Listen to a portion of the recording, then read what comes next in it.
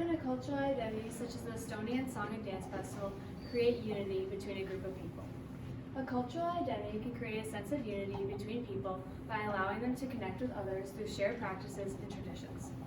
In our world today, the importance of cultural identities is often stressed. Cultural identities can give people a sense of belonging and also help to promote well-being. If people feel that they belong or can identify with a group of people, they are able to connect with those and take pride in that. A cultural identity is defined as a part of a person's identity or their self-conception and self-perception and is related to nationality, ethnicity, religion, social class, generation, locality, or any other part of a person's identity.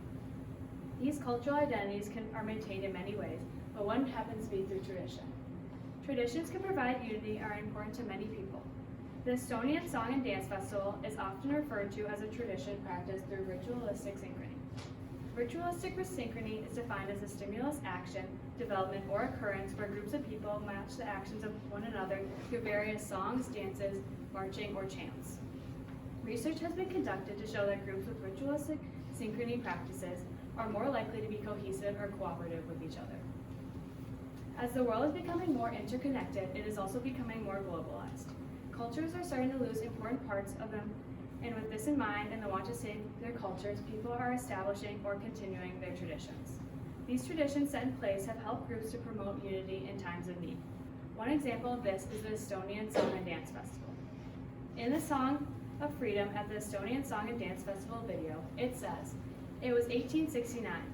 We gathered in the city of Tartu for our first ever song festival, and ever since the song festival has been a beautiful way for us to express, please dear Lord, help us to keep our country and to keep our language." This tradition, among many others, is an example of ritualistic synchrony. The Estonian Song and Dance Festival was established in 1869. This started as a period of national awakening within the country. After a while, though, the festival's popularity started to die out. However, when the Soviets occupied Estonia from 1940 to 1941, and then again from 1944 to 1999, the festival came back. The Soviet occupation of Estonia was very harsh. During their annexation, many Estonians died, were sent to labor camps, or were mobilized to be in the Soviet military. During this time, Estonia had lost about a quarter of its population. To rebuild the population and establish more control, Stalin began immigrating ethnic Russians to Estonia. The Soviet Union also suppressed the Estonian culture by making it illegal to fly their flag, or to show any nationalism that wasn't toward the Soviets. This began the need for independence and freedom to express their native culture. In 1887, the Estonian Song and Dance Festival took place again, and for the first time in years, thousands of people showed up to celebrate their culture by singing the band nationalistic songs. The active joining and singing of these band songs helped to connect the Estonian people. This festival was the first open calls for restoring the country's independence. Then, a few years later, in 1991, the Estonians finally gained their independence from the Soviet Union. Music used in a ritualistic synchrony sense helped the Estonian people to receive their freedom. Their use of their musical background and other nonviolent actions helped them to ultimately unite as a nation and regain their freedom. Today, the Song and Dance Festival is still taking place. When the citizens talk about the festival, many have said things such as, "In Estonia, we love to say that we sang us free."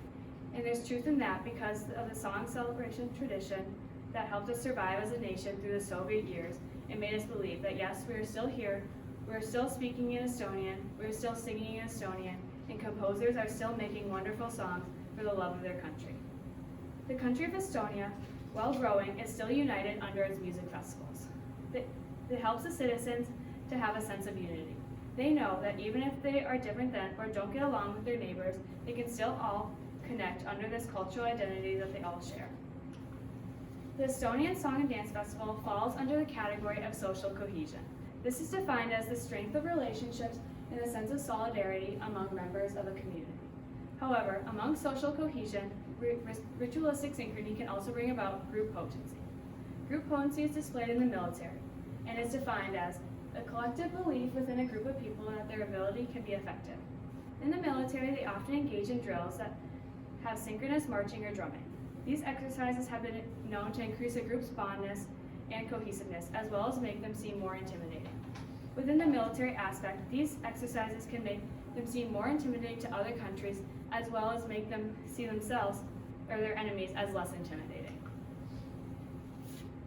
While ritualistic synchrony can bring about unity and positives in society, it is still important to look at the negative effects. In the cultural evolutionary trade-off of ritualistic synchrony, a study centered around synchrony and destructive obedience showed that people are more likely to comply with the request of an experimenter, even if the request in theory was morally wrong. This was shown when a study of participants ground up live pill bugs in response to the commands they were given.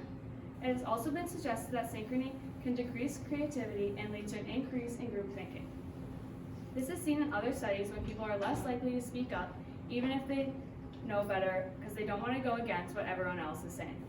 One more study in the Cultural Evolutionary Trade-off article showed that when chanting in sync, groups of people are more likely to donate to a money pot, even if it was in their interest not to donate.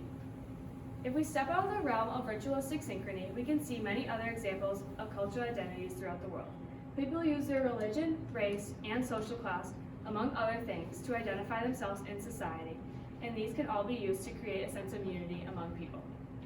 Social status can be an important part of one's cultural identity, because even though it's a small part. While social class isn't as big of a cultural identity as the Estonian Song and Dance Festival, it still helps to unite people together.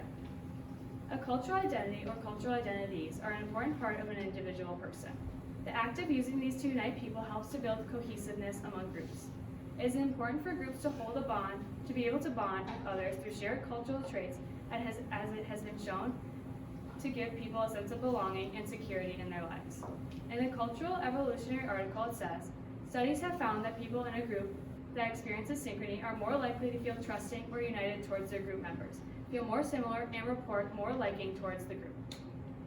Unique cultural identities can help to bond people together and create unity. This unity is usually come about through traditions or individual identifiers such as race or beliefs. Without it in the world, we wouldn't have some of the things we have in society today. Traditions such as the Estonian Song and Dance Festival that provide a special unity among the Estonian people would maybe not be around. When imagining life without these unique cultural identities, questions such as how would different groups of people distinguish themselves, or how would we all be the same, often arise.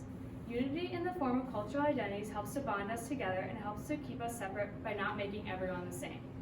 And by not making everyone the same, our world is able to be more diverse and open to cultures expressing themselves and who they are and where they come from. It is said that development without culture is growth without a soul. So in a sense, a cultural identity can create unity among people by allowing them to bond and connect with others who share similar cultural traits or traditions.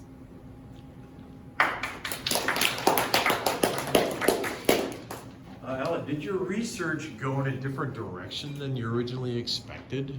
No, not really. Just because when I came up with my question, it was pretty specific to where I wanted to go. So I mostly just looked at the video and the ritualistic synchrony article and was able to find everything that I wanted to relate to my question. Okay, thank you. What are the implications of your findings to the community? So my findings can be applied to my community because people within my community are all part of different cultural identities, are able to bond together.